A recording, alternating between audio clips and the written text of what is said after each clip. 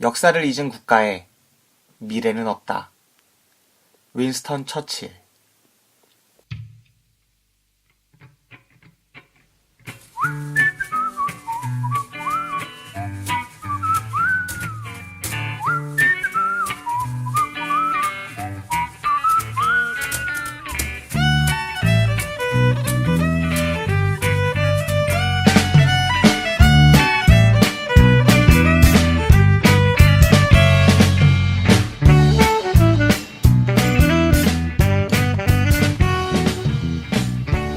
안녕하세요. 영화만세 김기사입니다. 오늘은 영화만세 6회차 방송이고요. 다룰 영화는 이창동 감독의 1999년작 박하사탕입니다. 제가 박하사탕을 오늘 다룰 영화로 선정한 이유는 평소에 이창동 감독을 좋아하기도 하고요. 또 이창동 감독을 좋아하게 된 계기가 된 영화가 바로 박하사탕이기 때문입니다. 더불어서 2014년에서 15년으로 넘어가는 오늘, 박하사탕이라는 영화가 1999년에서 2000년으로 20세기에서 21세기로 넘어가는 한국 영화사, 더불어 한국 사회 전체로 봐도 매우 의미심장한 작품이었기 때문입니다. 그 영화를 2014년에서 15년으로 넘어가는 오늘 이야기를 해보는 게 저 개인적으로도 의미가 있는 작업이라 생각을 해서 이 영화를 선정했습니다. 다들 아시는 것처럼 박하사탕이라는 영화는 1999년에 영우라는 실패한 삶을 살아가고 있는 한 사람, 한 남자의 과거를 추적하는 영화입니다. 그리고 그로부터 이 인간이 왜 이렇게 망가진 삶을 살 수밖에 없었는지, 왜 이렇게 망가지게 되었는지를 되짚어보는 그런 작품이 되겠습니다. 영화는 총 7개의 시퀀스로 구성되어 있고요. 첫 장면에서 그리고 마지막 장면에서 너무도 유명한 장면이죠. 철길 위에 올라가서 달려오는 기차를 향해 양팔을 쫙 뻗고 나 돌아갈래 라고 외치는 그 장면에서 시작해서 그 장면으로 끝나는 그 사이에 총 7개의 역순 시퀀스를 배치하고 있습니다. 1999년, 그러니까 IMF 직후죠. 혼란스러운 한국의 사회상, 그리고 새로운 천년, 밀레니엄을 맞이하던 그 시점으로부터 시작을 해서 IMF 외환위기를 겪고 또 광주 민주화 항쟁을 겪고 79년 박정희 전 대통령이 암살당하고 제3공화국이 막을 내렸던 1979년에 이르러서 끝나는 그런 영화가 되겠습니다. 상당히 특이한 영화죠.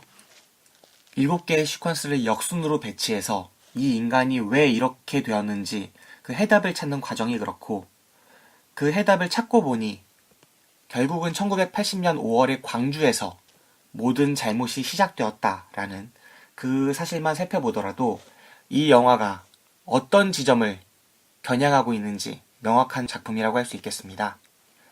앞에 윈스턴 처칠의 말을 소개해드렸는데요. 역사를 잊은 국가의 미래는 없다. 이 명제가 맞는 말이라고 한다면 이 영화가 정말이지 우리 사회에 던져주는 의미가 대단할 거라고 생각을 합니다. 과거에 대한 성찰이나 반성 없이 미래를 열어갈 수 없기 때문에 이창동 감독이 이 영화를 만든 건 아닐까 하는 생각이 들었고요. 더불어 그 주인공으로 영우와 수님이라는 아주 순수한 공장 노동자, 젊은 청년 공장 노동자들을 1979년에 주인공으로 삼았던 점은 대학생도 아니고 기성세대도 아니었던 이들이 왜 파멸하게 되었는가, 참 순수하고 정치적으로 어떤 편향된 지점 없이 참 많은 고민을 거쳐서 캐릭터를 설정한 게 아닌가 싶어요. 그래서 이 순수 자체가 외부의 그런 압제나 압박, 강제를 통해서 비틀리고 왜곡되어 버리는 이 모습이 우리 역사에 뒤틀린 지점을 상기시켜주는 그런 장치로 기능한다고 생각합니다. 역사와 시간을 상징하는 기차. 그 기차를 향해 양손을 뻗고 스스로 자살을 선택함으로써 기차를 되돌려버리는 그 영우. 그 철길을 따라서 영우의 인생에 중요했던 7가지의 순간들을 되짚어보는 그런 전개. 상당히 그 구성면에서 특이하고 독특하죠. 약간은 도식적이고 너무 문학적이지 않나 라고 생각될 만한 지점도 없지 않지만 오히려 그것이 장점으로 느껴질 만큼 이 영화가 시사하는 바가 매우 자연스럽고 큽니다.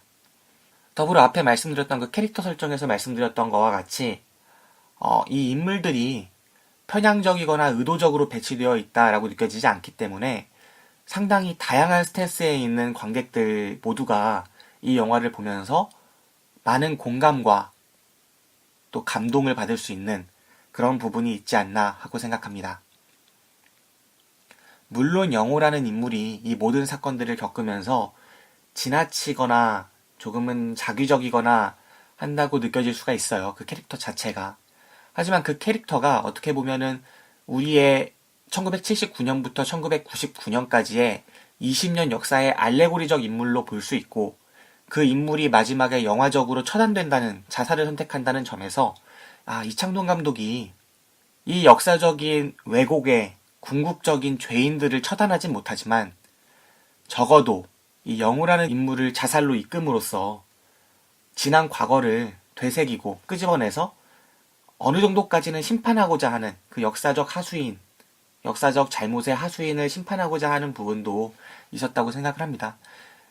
영화가 우리의 역사를 이런 식으로나마 의식화시키고 처단하는 과정을 통해서 관객들에게도 많은 생각을 할 수 있게 던져주는 그런 작품이 아닌가 하는 점도 되새길 수 있었습니다.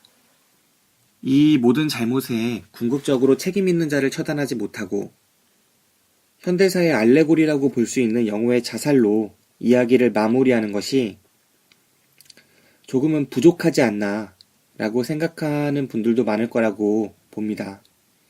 하지만 어떻게 보면 이것이 현실이잖아요. 어떤 정당이나 정치 세력 혹은 정부가 찻대기를 하든 불법으로 대선에 개입을 하든 간첩을 조작하든 무고한 다수의 죽음에 국가로서의 책무를 방기하든 국정을 농단하고 부끄러운 사건들을 만들고 거짓말을 밥 먹듯이 하고 마땅히 주인이어야 할 다수 국민들을 핍박하고 괴롭게 하고 그런 모습을 보이든 사실 우리 역사가, 우리 민주주의가, 우리 제도가, 우리 국민들이 스스로 궁극적으로 역사적 죄인들을, 역사적 책임 있는 자들을 처단하거나 그 책임을 물은 적이 별로 없었던 게 사실이죠. 그래서 이 영화가 현대사의 알레고리인 영호를, 이 캐릭터인 영호를 그 철로 위에서 처단시키고 만 것은 그 자체로 얼마간의 책임이 있는 자를 심판한 그 의미가 있지 않나 하고 생각해 봤습니다. 물론 한국 영화가 지난 시대의 역사적 과오를 성찰하고 그리고 나서 넘어가는 그런 영화가 없었던 건 아니죠. 이전에 꽃잎이라는 영화도 있었고 남부군이라던가 몇몇 영화들이 있었죠. 태백산맥도 있었고. 하지만 이 박하스탄이라는 영화만큼 잘 짜여진 구성 속에서 명확하게 역사적인 어느 지점을 겨냥하면서 그리고 무엇보다 그 역사적 굴레가 한 인간의 삶을 어떻게 파괴할 수 있는지를 구체적으로 보여준 그런 수준 높은 영화는 흔치 않았다고 생각을 하고요. 이 영화를 계기로 해서 2000년대 이후에 화려한 휴가라거나 스카우트 26년과 같이 광주 사태를 직접적으로 영화에 담고 더불어 그 이후의 트라우마까지 살핀 작품들이 계속해서 만들어질 수 있었던 게 아닌가 하고 생각을 해봅니다. 아픔으로 가득했던 지난 시대를 마감하고 새로운 천년을 여는 시기에 개봉해서 열차를 돌려서 정리하지 못한 아픈 기억을 되돌아보고 치유해야 한다고 그렇게 주장하는 영화입니다. 영화가 1999년 12월 31일에 그 자정에 개봉을 했죠. 00시 00분에 개봉을 했기 때문에 참 매우 의미심장한 그런 영화가 아니었나 하고 생각할 수밖에 없는 그런 작품이 되었습니다. 이 영화를 보다 보면 무엇이 과연 잘못된 것일까? 무엇이 영호의 순수를 앗아가고 영호의 삶을 비틀리게 했고 영호를 괴물로 돌연변이로 만들어 버린 것인가 하는 생각이 듭니다. 과연 시대일까? 책임 있는 것이 국가일까? 사회일까? 영호 그 자신일까? 아니면 주변인들일까? 역사와 시대, 그리고 개인에 대해서 고민하고 성찰하게 만드는 영화. 우리는 어떻게 해서 영호와 달라질 수 있을까? 그와 어떻게 다른 선택을 할 수 있을까? 삶은 정말 아름다운 것일까? 우리에게 이 영화란 어떤 의미일 수 있을까? 정말이지 많은 고민들과 생각들을 던져준 그런 작품이었습니다. 만약 좋은 영화가 보는 이로 하여금 많은 생각을 할 수 있게 해주는 영화라면 이 영화는 정말 좋은 영화일 거예요. 많은 분들이 이 영화를 다시 한번 생각해보고 또 보지 않으셨던 분들은 이 방송을 통해서 이 영화를 봐야겠다라는 생각을 하실 수 있다면 더없이 의미 있을 겁니다. 그럼 지금부터 방송 시작하겠습니다.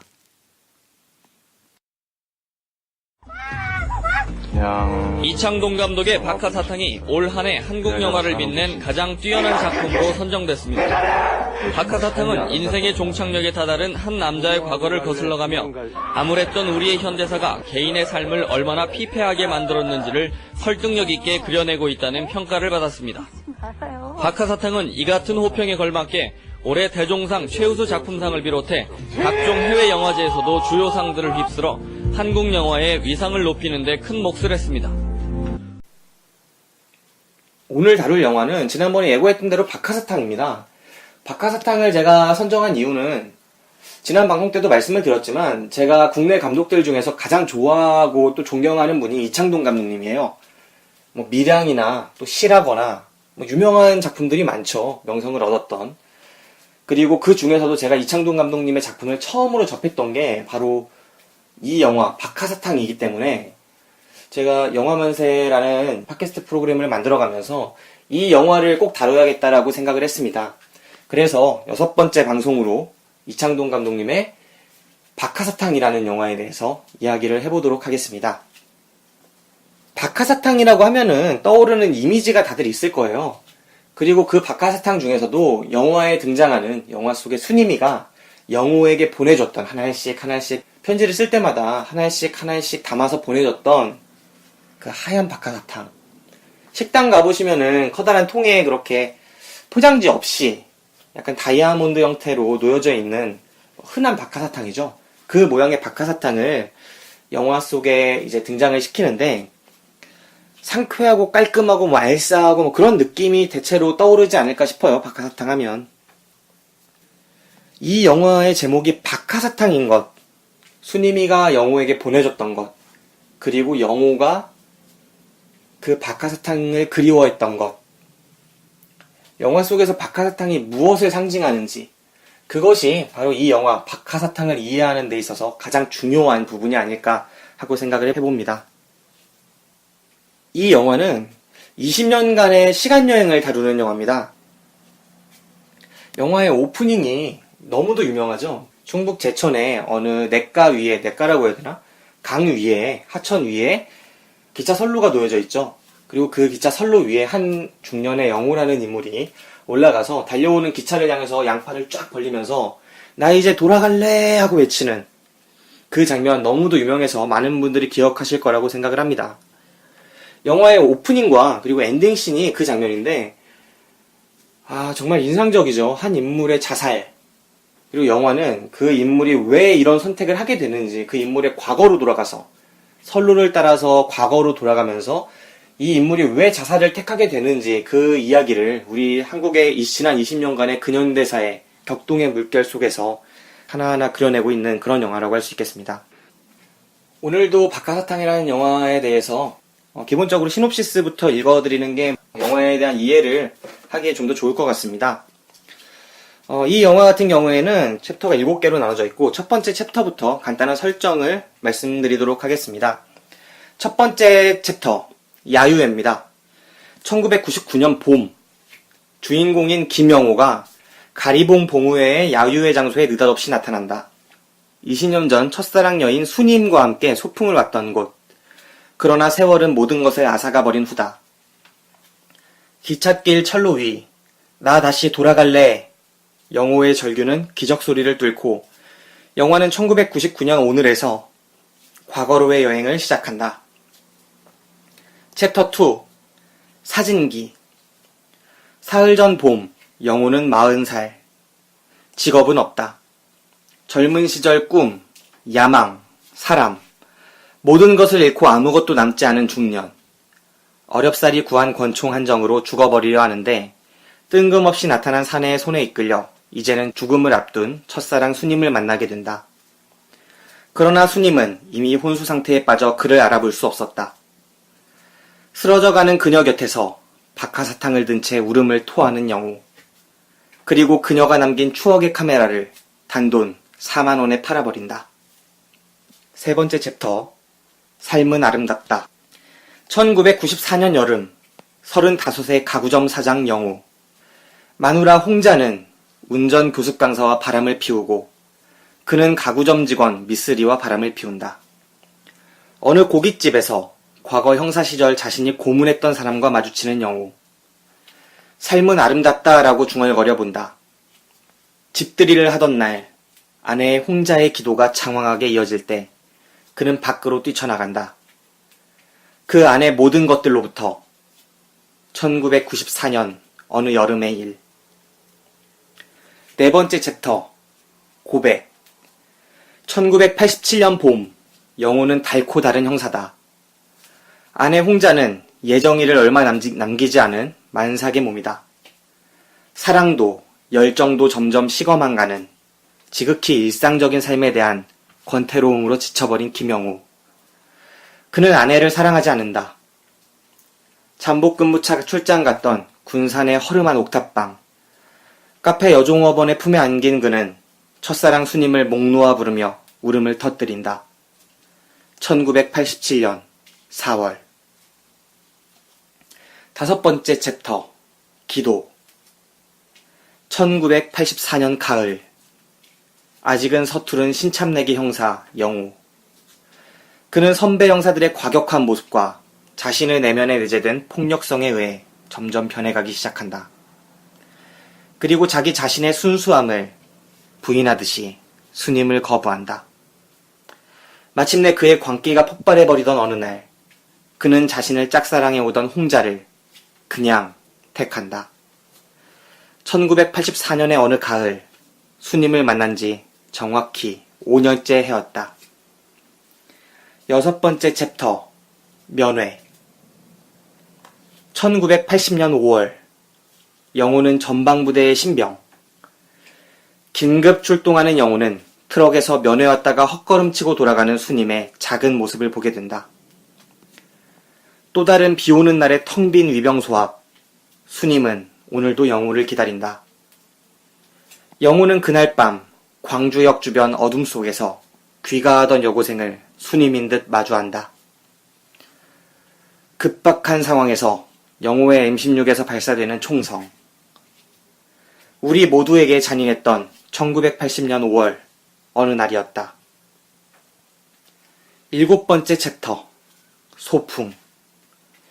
1979년 가을. 이야기의 시작.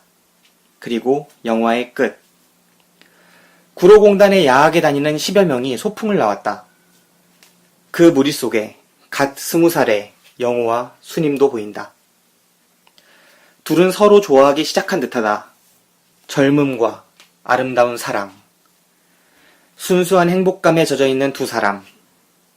눈부신 햇살 아래서 영호는 수님이 건네준 박하사탕 하나가 세상에서 최고로 맛있다.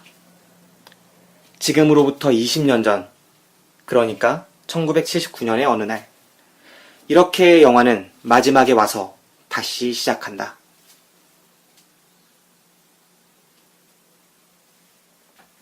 여기까지가 영화의 기본적인 줄거리일 것 같아요. 영화는 7개의 챕터로 나눠져 있고요. 영화의 오프닝, 충북 제천의 어느 철로 위에 올라가서 자살을 하려는 영호라는 중년의 인물, 그로부터 챕터가 7개니까 6번의 시간 여행을 하는 거죠. 네, 6번의 시간 여행을 하면서 지난 20년 동안 이 영호라는 인물에게 어떠한 일들이 벌어졌는지를 조금씩 파헤쳐 가는 겁니다. 과거에 대한 시간 여행이라고 할 수 있겠죠. 그리고 그 시간 여행은 박하사탕이라는 제목이 말해주는 것처럼 이 인물의 순수를 찾아 떠나는 그 여정이에요. 이 영호라는 인물에게 박하사탕이 가지는 의미가 상당하기 때문에 그 박하사탕, 이 인물에게 있어서 박하사탕이 어떤 의미였는지, 그리고 이 인물이 왜 죽음을 맞게 되는지, 죽음을 선택하게 되는지 그 이유를 파헤쳐가는 이야기라고 할 수 있겠습니다. 평범한 가구점의 사장이었죠. 불과 몇 달 전까지만 해도. 하지만 이 인물이 동업자의 배신과 그리고 아내와의 이런 바람 이런 문제 그런 걸 통해서 재산과 가족을 한 번에 모두 잃고 자살을 생각하게 됩니다. 무너질 대로 무너진 영호가 혼자 자살하지 않고 선택하는 것은 자신에게 이렇게 피해를 입힌 인물들을 다 죽여야겠다라고 생각을 하는 거예요. 혼자 죽을 수는 없다. 그래서 불법으로 권총을 사게 됩니다. 하지만 이 권총으로 그 동업자를 죽이는데 실패하죠. 지하주차장에 가가지고 총구를 딱 겨누고 운전석에 탄 그 동업자, 자신을 배신한 사람을 상대로 총을 쏘지만 명중시키지 못하고 그냥 한 발 쏘고 도망을 가버립니다. 그래서 이제 죽어야겠다라고 생각하고 있던 이 영호라는 인물에게 정말 우연히 어떤 한 남자가 찾아오죠. 그리고 그 남자가 얘기합니다.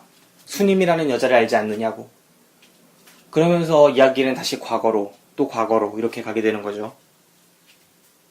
처음 영호라는 캐릭터를 설명할 수 있는 그 의미 있는 장면이라고 생각하는 게 영호가 그 총을 사러 가서 권총을 사기 위해서 어느 외딴 부둣가로 가요. 바닷가로 가서 그 트럭 같은 데서 커피랑 이런 거 여러 가지 놓고 파는 아줌마가 있는데 그 아줌마가 자리를 비운 사이를 틈터가지고 커피를 마십니다. 거기서.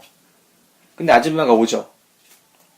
그래서 돈을 내야 되는데 그냥 돈을 안 내고 커피잔을 마시던 걸 다시 돌려줘요. 그러면서 돌려드릴게요. 이렇게 얘기를 하죠. 그러니까 아줌마가 마신 걸 어떡해요? 라고 하면서 그냥 마시게 합니다. 뭔가 죽음을 앞두고도 자신이 자살을 해야겠다 생각하고도 커피값 1,000원 안 되는 돈일 거 아니에요? 그 돈을 떼먹는 이 40대 남자의 뭔가 속물스러운 느낌. 이런 느낌이 이 장면을 통해서 제대로 부각되고 있는 것 아닌가 생각을 해봅니다. 이런 장면들이 정말 좋았어요. 저는 이 영화에서. 그래서 결국 다 죽으려고 했는데 첫사랑한테 소식이 오게 되고 그 첫사랑이 지금 죽음을 눈앞에 두고 있죠. 병이 걸려가지고. 그리고 그 앞에서 영호는 이제 오열하게 되죠. 그리고 자신을 찾아온 건 그 첫사랑 수님의 남편이었고요. 영호가 그 남편이 지켜보는 앞에서 죽어가는 수님을 보면서 눈물을 막 흘립니다.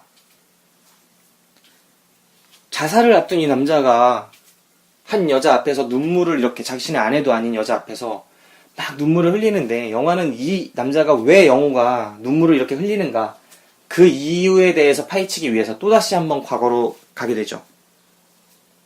일단 영호라는 인물은 영화 속에서 설정이 그 열쇠 꾸러미를 엄청 갖고 다녀요. 수많은 열쇠들 엄청 뭉치는 그 꾸러미를 갖고 다닙니다. 이 열쇠, 뭔가 상징하는 바가 있죠. 이 열쇠라는 것, 뭔가를 열 수 있는 그런 열쇠 아니겠습니까? 닫힌 문을 열 수 있는 열쇠인데 이 수많은 열쇠들이 상징하는 게 어쩌면 가능성이 아닐까 생각을 합니다.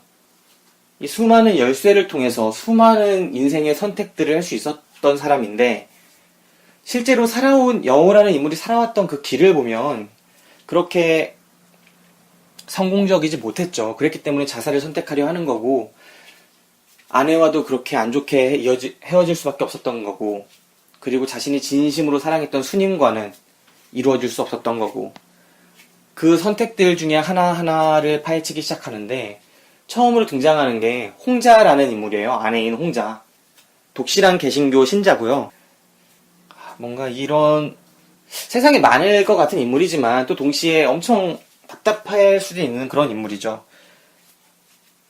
기도를 엄청 하고 섹스하기 전에 죄라고 생각하고 섹스하는 거를 그러면서 이런 거 종교적일 수 있으니까 이런 부분에 대해서는 언급하지 않고 젊은 날의 아내 홍자와 어떻게 이 사람이 결혼을 하게 되는지에 대한 이야기들이 또 나오는데 그런 부분들에 대해서는 별로 여기서는 크게 이야기를 안 해도 될 것 같습니다. 자신을 배신한 사람을 살해하는데 실패하고, 그래서 그냥 혼자 어렵사리 구한 권총 한정으로 혼자 죽어버리려고 하는데 뜬금없이 나타난 사내의 손에 이끌려서 이제는 죽음을 앞둔 첫사랑 수님을 만나게 되죠. 하지만 수님은 이미 혼수 상태에 빠져서 그를 알아볼 수가 없고, 그렇게 죽어가는 그녀 앞에서 영호는 박하사탕을 손에 든 채 울음을 토합니다. 그리고는 그 여자가 자신에게 남긴 카메라, 옛날 추억의 카메라죠. 그 카메라를 단돈 4만 원에 팔아버립니다. 이제 열차는 또 계속 달립니다. 열차가 또 계속 달리고 이 인물도 다시 과거로 가요. 4년 전의 과거로.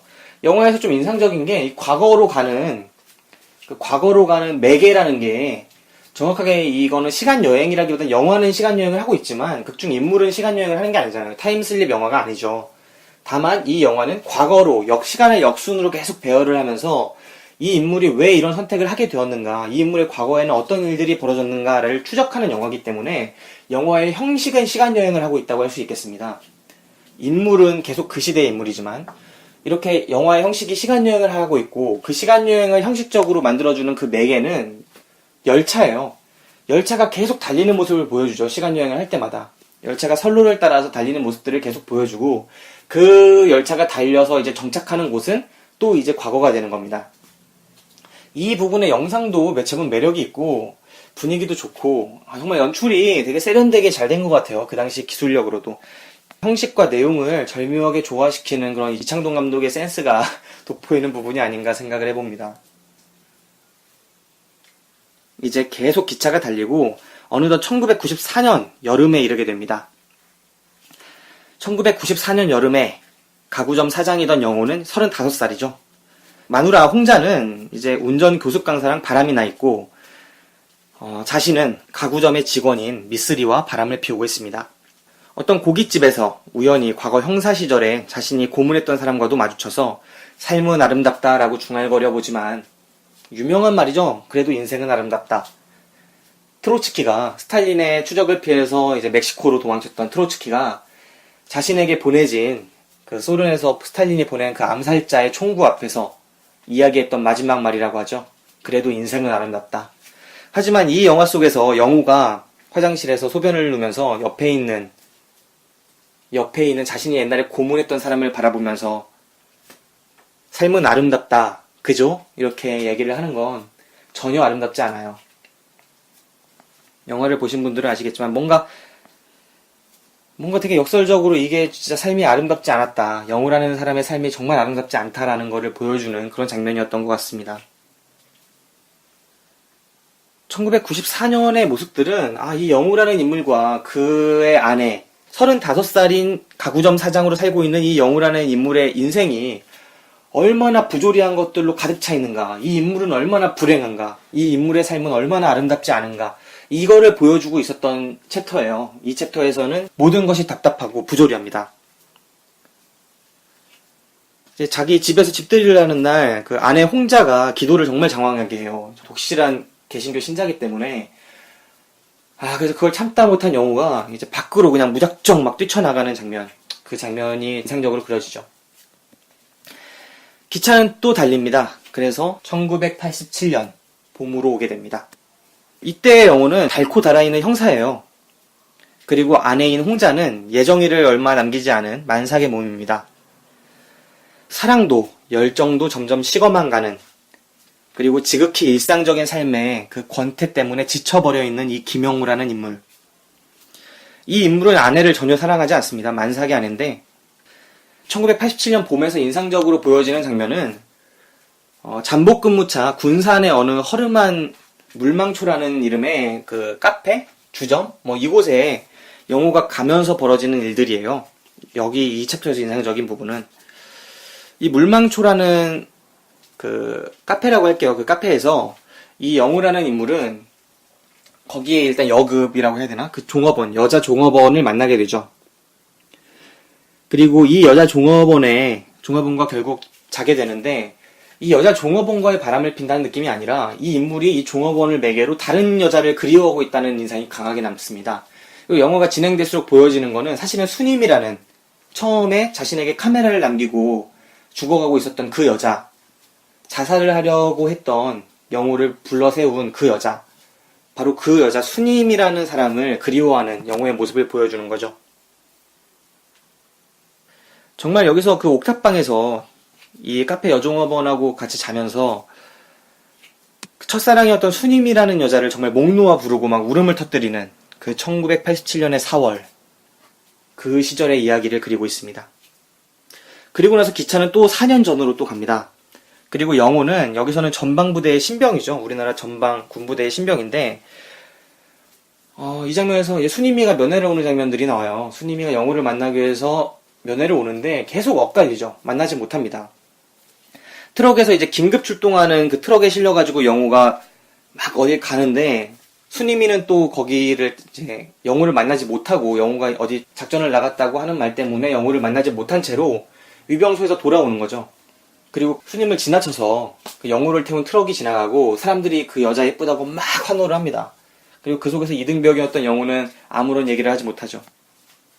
서로는 알아보지 못하고 영호는 알아봤지만 그러면서 슬프게도 또 엇갈리는 장면이 인상적으로 그려집니다. 그리고 나서 영호는 5.18 광주 민주화항쟁 그곳으로 출동을 가게 됩니다. 영혼의 부대가. 그리고 그곳에서 영호가 실수로 어떤 여고생을 죽게 하는 M16으로 이제 오발이라고 해야 되나요? 잘못 눌러가지고 죽게 하는 그런 장면이 나타나죠. 그리고 그곳에서 자신도 총을 맞아서 잘못 발사된 총을 맞아서 이제 평생 장애를 안게 됩니다. 오른다리를 절뚝이게 되는 그런 장애를 얻게 되고 1980년 5월의 광주 이 군부대에서의 삶이 영호라는 인물을 크게 왜곡되게 만들었던 뒤틀리게 만들었던 그런 모습으로 그려지죠. 그리고 마지막 챕터는 결국 1979년 가을 이야기의 시작이자 영화의 끝인 그 장면입니다. 구로공단 야학에 다니는 10명 정도의 젊은이들이 소풍을 와서 막 기타 치고 놀고 하는데 그 머릿속에 이제 영호와 수님이 있는 거죠. 둘의 설정은 약 20살 정도 되는 젊은이들이고 그리고 그 둘은 서로 좋아하기 시작한 것처럼 보여요. 정말 젊고 풋풋하고 아름다운 사랑처럼 보이죠. 순수하고 건강한 행복감에 젖어있는 두 사람.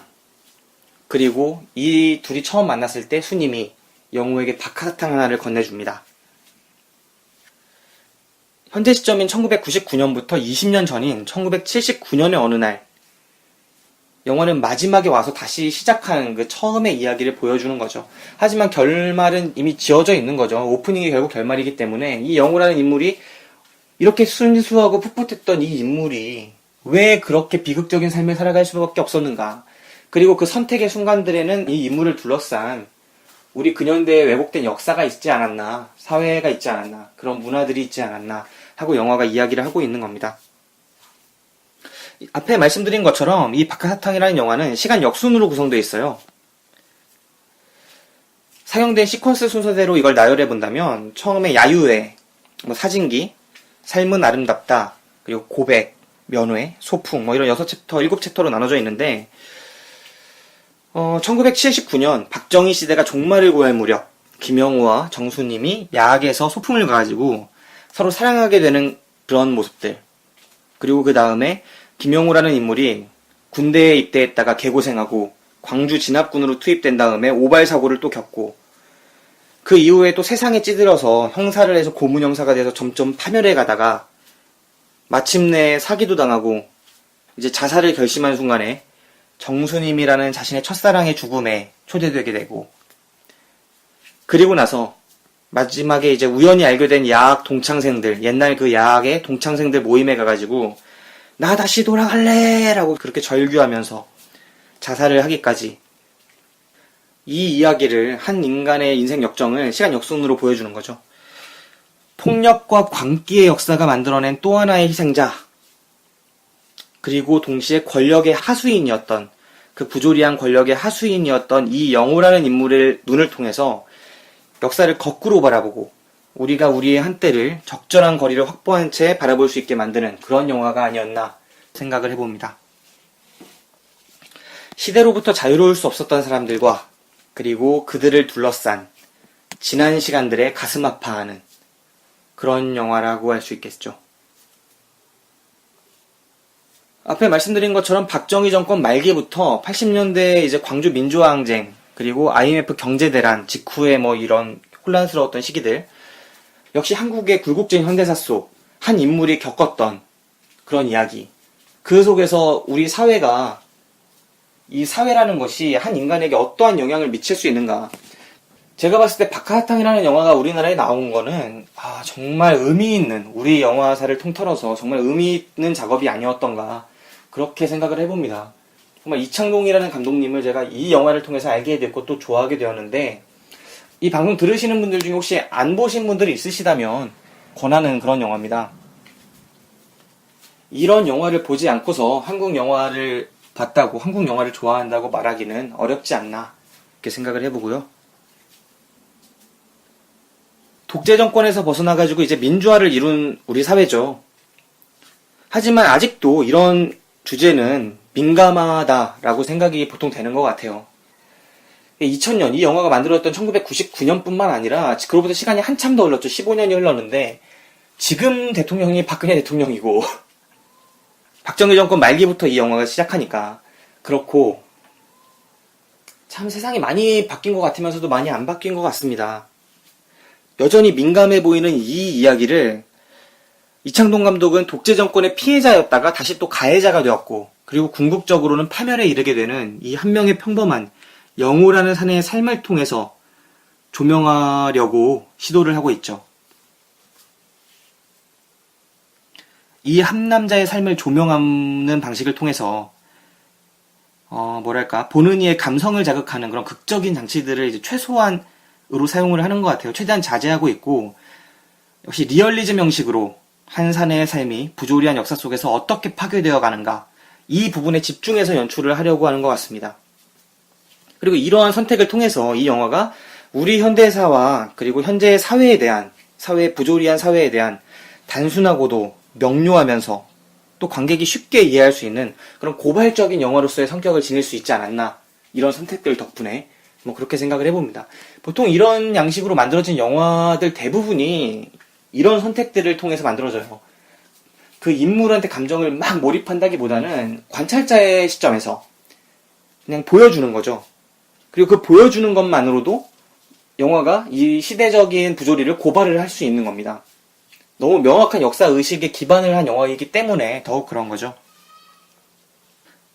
원인과 결과가 꼬리에 꼬리를 물고 진행되는 그런 자기적인 양식으로부터 완전히 탈피했다고 보기는 좀 어렵지만, 그렇다 하더라도 역순기법을 이렇게 차용한 것이 잘못하면 주인공의 삶을 너무 직접적으로 보여줄 수 있는 이런 류의 영화에서 영화가 심파적인 장르로 흐를 수 있는 그런 위험을 미연에 방지하고 있는 그런 형식적인 특성이라고 생각을 해봅니다.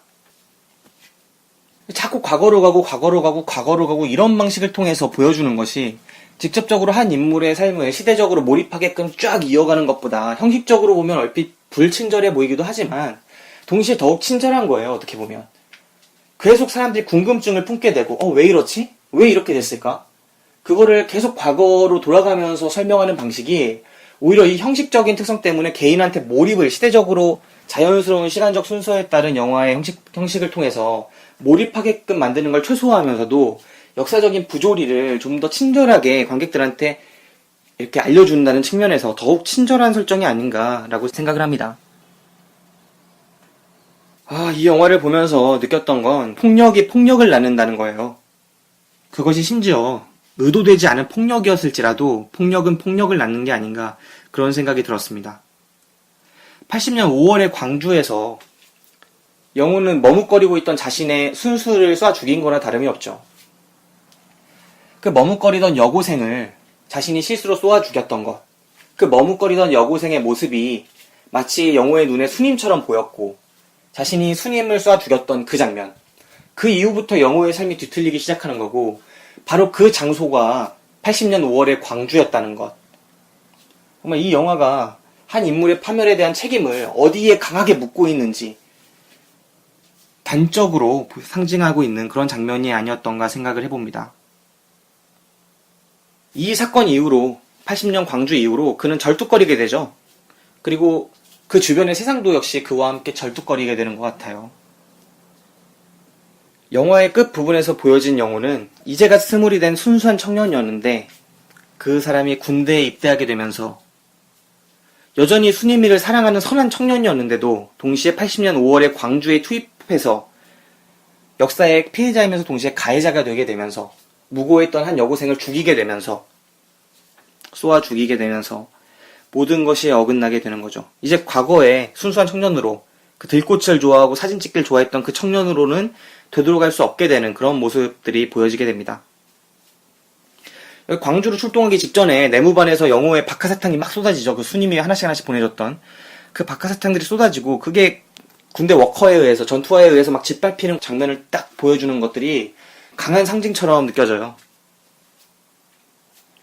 그리고 동시에 나중에 영호가 계속 박하사탕을 엄청나게 먹는데 그 박하사탕을 먹어도 순수했던 과거로 돌아가지 못하는 그 모습이 비극적으로 느껴지게끔 하는 부분이기도 하죠. 이런 장면들이. 아, 이 사람이 먹었던, 그렇게 집착하면서 먹었던 박하사탕이 어떤 거였구나. 이런 게 단적으로 느껴지게 되는 겁니다. 군대에서 제대하고 신참내기 형사가 된 이후로 민주화 운동을 하다가 잡혀온 학생들을 고문하는 그런 형사가 되고, 고문경찰이 되고, 그가 이제 선배 형사들의 과격한 모습하고, 자기 내면에 내재되어 있는 폭력성하고, 그런 것들에 물들어서 막 고통스러워 하면서도 막 변하기 시작하죠. 그래서 고문하면서 손에 똥을 묻히는 그런 사람이 되고, 잡혀 들어왔던 그 노조원이었죠. 처음에 고문했던 사람이. 그 사람을 막 고문을 막 하다가 그 사람이 싼 똥에 손을 더럽히게 되고, 그 다음부터 막 손을 계속 만지면서 똥내가 빠지지가 않는다고 막 울면서 얘기를 하죠. 이런 장면들이 폭력성에 오염되어가는 그런 한 인간의 모습들을 정말 강하게 보여주는 것 같아요. 이 사람이 막 울면서 똥내가 빠지지 않는 거 손 막 씻을 때 화장실에 뒤따라 들어온 선배 형사가 그 냄새 잘 안 빠지지. 그렇게 말해요. 정말 무심하게. 그 모습이 폭력성에 오염되어 있는 그 영호한테 배어있는 똥내와 같은 악취가 앞으로도 잘 빠지지 않을 것이다. 라고 말하는 역시 상징적인 장면인 것 같았습니다. 이제 형사 생활을 하고 있던 영호 앞에 갑작스럽게 이제 순임이 어느 날 나타나게 되죠. 그리고 순임이가 영호 씨 손이 참 착하게 생겼다고, 그리고 그런 손을 가진 남자랑은 결혼해도 좋을 것 같다고, 그렇게 생각했다고 얘기를 해요. 완전 들이대는데, 이 장면에서 이미 영호는 군대에서도 그랬고, 또 이미 고문경찰이 된 이후였기 때문에 순수했던 순임이를 받아들일 수가 없습니다. 그래서 그 면회온 순임이 앞에서, 이제 경찰이 된 자신을 만나러 왔던 순임이 앞에서 식당 여중업원이었던 홍자, 나중에 결혼하게 되는 아내가 되는 인물인데, 이 홍자의 엉덩이를 막 만집니다. 치마를 올리면서 엉덩이를 막 더듬죠, 손으로. 그러면서 내 손이 참 착하지 않냐, 이렇게 되묻습니다, 순임한테. 이 장면이 뭔가 가슴이 되게 아파요. 앞으로 이 영호와 순임이 이루어지지 않는구나, 그런 느낌이 있고, 영호는 이제 자신이 완전히 오염되었다고 생각을 하는 거죠. 그래서 순수했던 그 옛날 그때로 돌아갈 수 없다고 생각을 하는 거고, 그렇기 때문에 순임이 여기에 카메라를 사가지고 오는데 그 카메라를 받지 않고 자기 자신의 순수함을 부인하는 것처럼 자신을 찾아온 순임을 거부합니다. 그리고 이 장면 이후로 순임이 이제 보여지지 않죠. 그리고 이 카메라를 나중에 순임이 죽기 전에 영호한테 주게 되는 거고, 영호는 그 카메라를 다시 4만 원에 팔게 되는 겁니다. 순임이 사왔던 카메라는 사실 순수했던 시절의 영호의 꿈과 열정을 상징하는 물건이었던 것 같아요. 영호가 순임하고 처음 만난 그 자리에서 자신의 꿈이 들꽃에 사진을 찍는 거라고 말을 했었고, 그 시절에 영호가 매우 순수한 청년이었기 때문에 이 카메라는 꿈과 열정, 뭐 그런 것들의 상징이었던 것 같죠. 하지만 영호는 죽기 직전에 이걸 4만 원에 팔아버리는 그런 모습을 보입니다. 끝까지 다른 선택을 하지 못하는 인물인 거죠. 영호는 처음부터 끝까지 정말 선로를 따라가는 그 기차처럼 방향을 바꿀 수 없는 인물인 것처럼 보여져요. 그래서 이게 정말 안타까워요. 그 인간의 다른 선택을 하지 못하는 그 인간의 모습을 보여주고, 정말 안타깝게도 결국은 영호라는 인물이 자살을 할 수밖에 없는 거죠. 수많은 다른 선택의 기회, 그 열쇠들이 있었음에도 다른 선택을 하지 못합니다. 계속 같은 선로를 달리는데 과연 이 책임이 영호라는 인물에게 있는가, 사회에만 있는가, 아니면 둘 모두에게 있는가, 막 관객으로 하여금 계속 고민하게 만드는 그런 영화인 거죠. 영호는 홍자랑 결혼을 해요. 그래서 홍자랑 결혼을 하고 그 자기 엉덩이를 더듬었던, 그러면서 이 영호라는 인물이 철저히 파멸되어가는 도덕적으로 파멸되어가는 그런 모습들을 감독이 이제 연출을 하기 시작하죠. 영호가 이제 홍자랑 결혼해서 평범하게 살아가는 가장인 것처럼 보여요. 이제 형사도 그만두고 가구점 차려서 잘 살아가는 것처럼 보이는데, 영호가 밥 먹을 때조차 홍자의 얼굴을 안 보고 대신 신문을 읽어요. 이게 뭔가 되게 의미심장한데, 홍자라는 인물은 그 종교적인 그런 모습들을 통해서 어떻게 보면 순수를 가장하고 있는 그런 존재고, 신문은 또 현실이고, 그렇게 상징적으로 보면은 영호와 그리고 영호의 가정이 파멸하는 모습은 결국 순수했던 세상, 그리고 그런 세상을 더럽히는 현실과 혹은 순수를 가장하는 것들에 대한 단죄, 이렇게 읽힐 수가 있는 거죠. 결국 영호가 이루고 있던 그 가정 자체가 홍자라는 순수를 가장하고 있는 것과 영호라는 현실에 완전히 찌든 것, 이 두 가지를 완전히 영호가 파멸시키면서, 이 가족을 파멸시키면서 정말 순수했던 것, 과거의 영호와 수님, 그거를 더럽히는 이 현재의 영호의 가정을 완전히 파멸시키면서 순수를 파멸시키는 것에 대한 영화적인 단죄가 이루어지고 있는 그런 상징적인 장면이 아닌가라고 또 생각을 하게 됐습니다. 그리고 나선 막장이죠. 이제 쌍으로 바람피고, 집도 망하고, 가정도 파괴되고, 자신의 이제 사업도 파괴되고, 완전히 막장으로 간 다음에, 영호는 완전히 파멸하게 돼서, 처음 수님이랑 만났던 철교 아래로 가게 됩니다. 그리고 그곳에는 예전에 통기타 반주에 맞춰서 함께 노래를 부르던 친구들이 그대로 있죠. 하지만 그 사람들은 그대로지만 그대로가 아니에요. 다들 바뀌었죠. 시대와 함께. 예전에는 맑고 청량하게 노래를 부르던 친구들이 지금은 완전히 술에 취해가지고 자기 몸도 못 가누면서 노래방 기계 반주에 맞춰서 몸을 흔들어대는 그런 모습들. 영호는 옛날처럼 그들 사이에 쉽사리 끼어서 이제 놀지 못하고, 그리고 자리를 박차고 나가가지고 철교 위에 올라서 달려오는 기차를 향해서 나 다시 돌아갈래 라고 외치면서 죽음을 맞이하는 모습. 멈추지 않고 선로 위를 가로막은 개인의 위로 달려오는 그 기차. 그 기차가 역사의 수레바퀴를 상징한다고 만약에 이해를 해본다면, 영호는 그 밑에 깔리는 소시민으로 이해를 할 수 있겠죠. 그리고 그 아래에서 모든 걸 잃고 목숨도 내주어야 하고 열차에 대항하다가 마지막 장면에서 자기를 파멸시키는 그런 모습. 뭔가 이 영화가 전체적으로 많은 상징들이 있고 그 상징을 어떻게 해석하느냐에 따라 다른 식으로 볼 수 있을 것 같아요. 그리고 그 상징을 구체적으로 막 끄집어내서 막 해석한다기보다는 정말 자연스럽게 이 상징들이 읽혀지거든요. 그리고 오래 생각하면서 이 장면이 그 장면이구나 라고 다시 문득 떠오르게 되는 그런 영화가 좋은 영화라고 생각을 하는데, 이 영화가 딱 그렇습니다. 정말 자기적이라고 느껴지는 게 아니라 자연스러운 영화인데 나중에 문득 그 장면이 이런 의미가 있었던 건 아닐까 하고 생각하게 되는 그런 영화인 거죠. 영화 제작비도 그 당시에 다른 한국 영화들에 비해서 많은 편이 아니었고, 또 당시에 2000년 정도면은 편한 최루성 멜로 같은 거 아니면 코미디 이런 것들이 대세 아니었습니까? 그런데 이 박하사탕이라는 영화가 성공을 한 건 정말 이창동이라는 감독의 역량과 그리고 너무나 좋았던 시나리오, 그리고 시대적인 상황, 배경, 이런 것들 때문이 아니었나 싶어요. 우리 사회에 영호처럼 살지 말아야 한다. 역사를 인정하고 우리는 더 이상 영호처럼 살지 않기 위해서 선로 밖으로 이탈해야 한다. 달리는 열차에 맞서서 그 열차를 세워야 하는데 그 방식은 혼자 이렇게 팔 벌리고 선로 위에 올라가는 건 결코 아니다. 이렇게 생각했던 사람이 많았던 그 시절이 아닌가 싶어요. 2000년의 대한민국이 그러지 않았나 싶습니다. 영호의 입을 통해서, 그 타락한 영호의 입을 통해서 그래도 삶은 아름다운가? 하고 묻는 이창동 감독. 어쩌면 이 영화는 한편의 역사 드라마지만 동시에 다른 한편으로는 지독한 풍자극이 아니었나, 그렇게도 지금 생각이 드네요. 지금에야 이렇게 가볍게 그 시절을 돌아볼 수 있겠지만 당사자들은 어떤 마음으로 그 시대를 헤쳐나왔을까요? 한 번도 자신의 의지대로 운명을 헤쳐나가지 못하고 계속 역사에 끌려만 다녔던 그 영호라는 인물. 그냥 이야기의 마지막이자 영화의 첫 장면인 그 선로 위에서만 자신의 죽음을 선택했을 뿐이지, 군대에 입대해서 광주로 보내진 것도, 그리고 광주에서 무고한 소녀를 쏘아 죽였던 것도, 심지어는 형사가 돼서 조합원이나 대학생들을 체포하고 고문했던 것도, 모두 그 상황과 현실이 그 영우라는 인물을 그쪽으로 몰아갔기 때문이 아닌가, 그런 생각이 들었습니다. 그 영우라는 인물이 그토록 좋아했던 사진이나 또 진심으로 사랑했던 수님이 모두를 지켜내지 못했던 것, 그리고 영화가 역사의 수레바퀴 계속 짓밟혀가면서 무너지는 모습, 관객들이 이 영우라는 인물의 운명을 동정적인 시선으로 바라볼 수 있었던 이유는 바로 여기에 있었다고 생각을 합니다.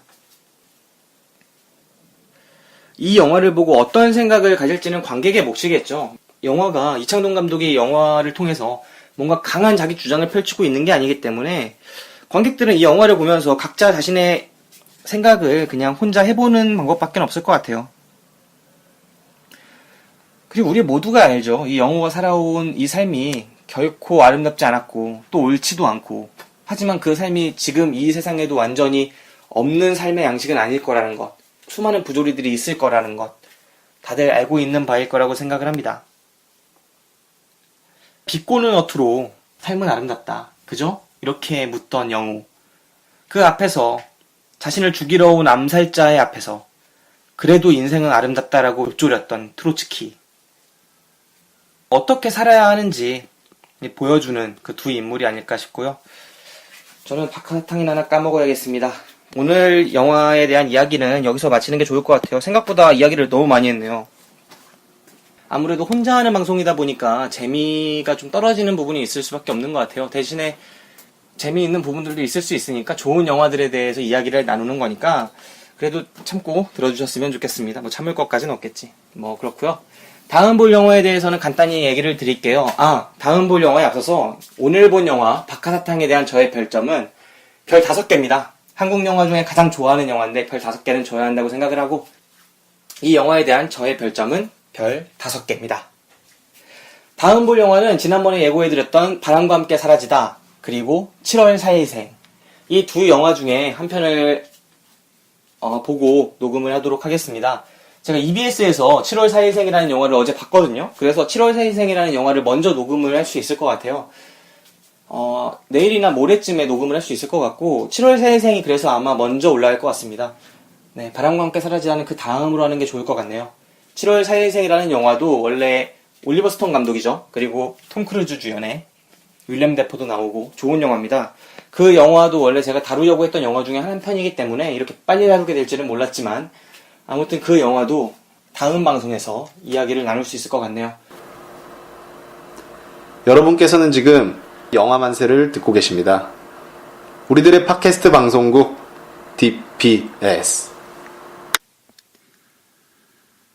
앞에서 살펴본 것처럼 이 영화는 99년에 파멸해 있는 영우가 어째서 이와 같은 분리수거도 안 되는 그런 인간이 되었는지를 찾아가는 과정입니다.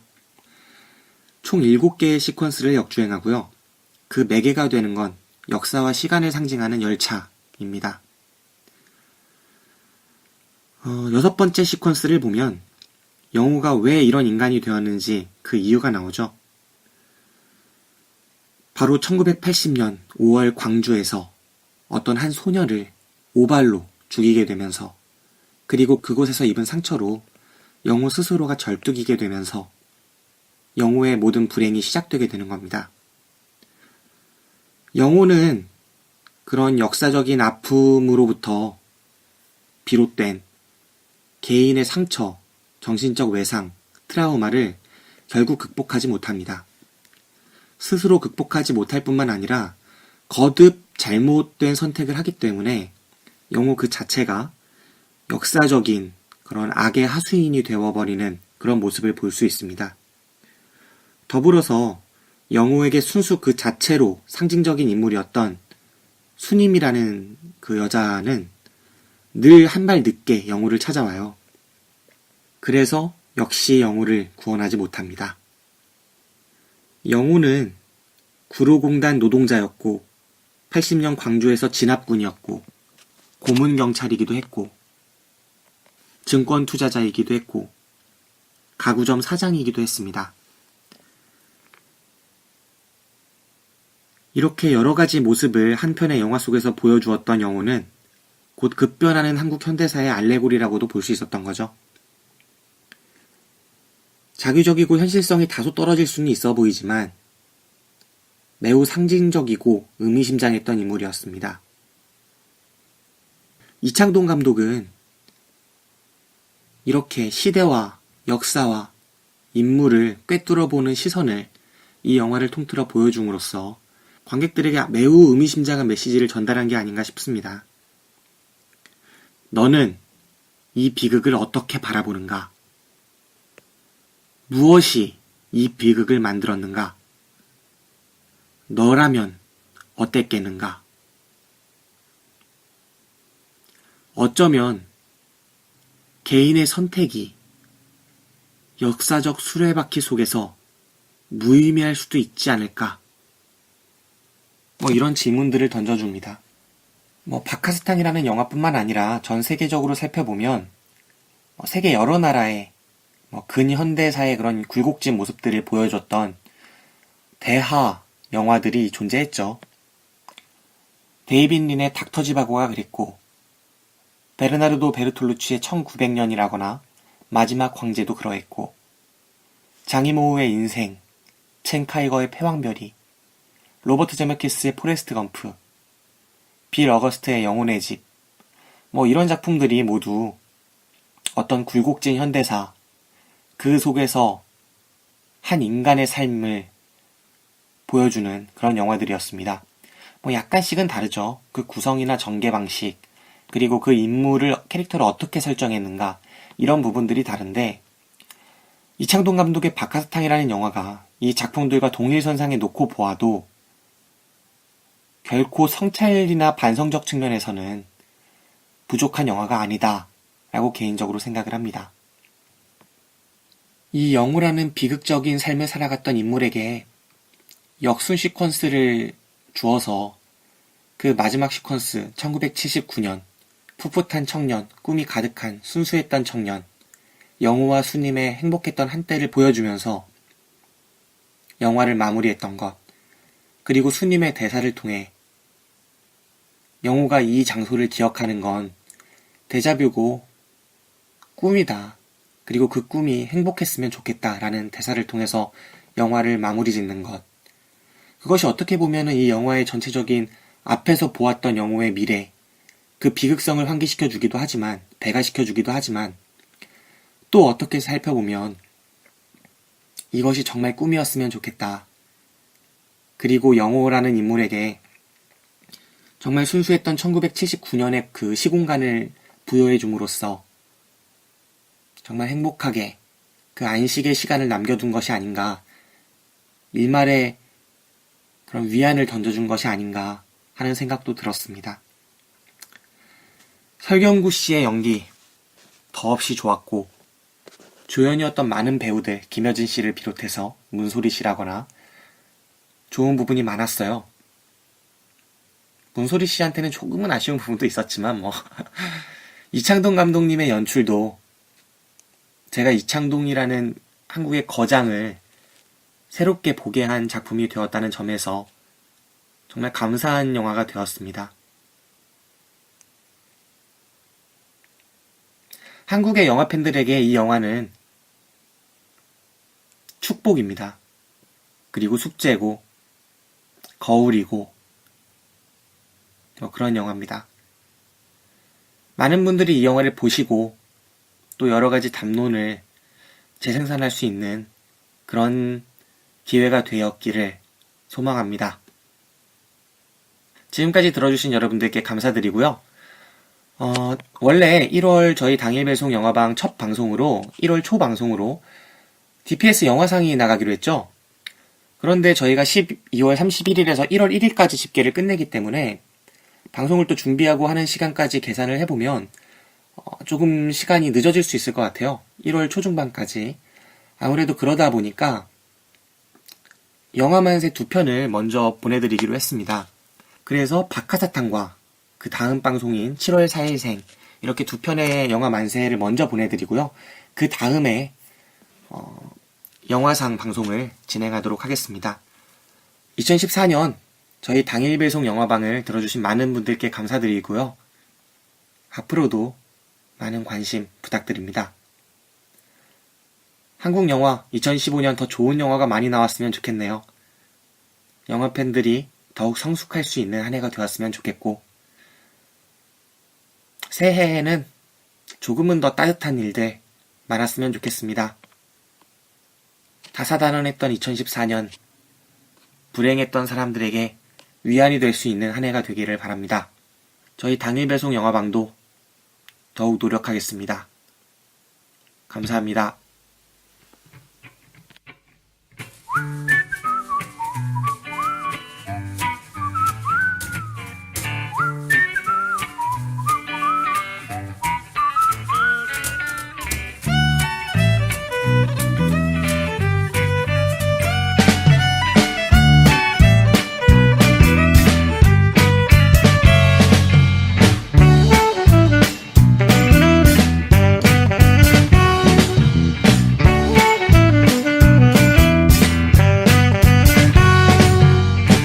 I saw you on the TV and it was love at first sight. I knew at once that you was the one for me.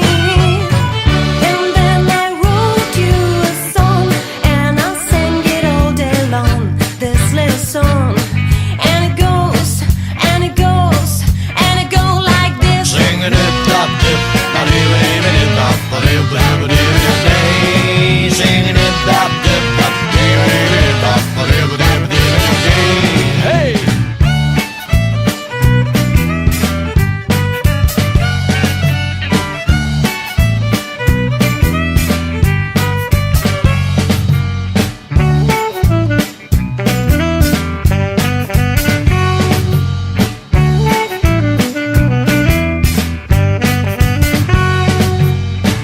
You call me by day and by night, and I'm already sick of you and the stupid song of yours.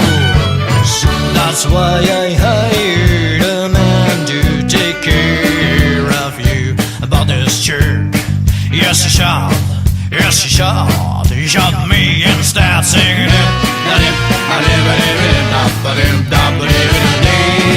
Singing it.